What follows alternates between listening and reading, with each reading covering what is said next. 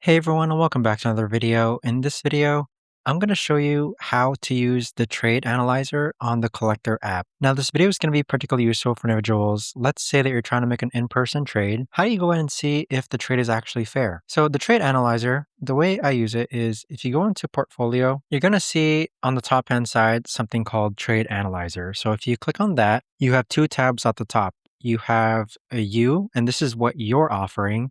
And then you have them, and this is what they're offering. So essentially how it works is that I normally start with you and then I click on add products. And then where it says searching, you can switch between different portfolios, but I like to just simply put the search catalog. So let's say, for example, someone is buying a pincer illustration rare for me. I'll search pincer, I'll find the card, and then I'll click on save.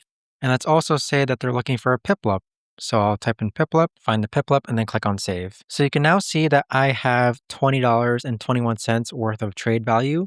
Now click on them, and let's say that the other individual is offering a Meowth. So we'll just type in Meowth and we'll find the Meowth card, and there you have it. So you can see here that I'm offering $20.21 worth of trade value, and they're offering $14.73 worth of trade value, which means they're technically up $5.48.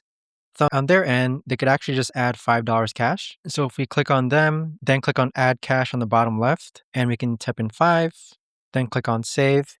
You can see that now the trade is pretty much fair. It's $20 for $20. But that right there, guys, is the best and easiest way that I know of to actually go ahead and use the trade analyzer on the Collectr app. If you guys know of a better or easier way to actually do this, let me know in the comments down below.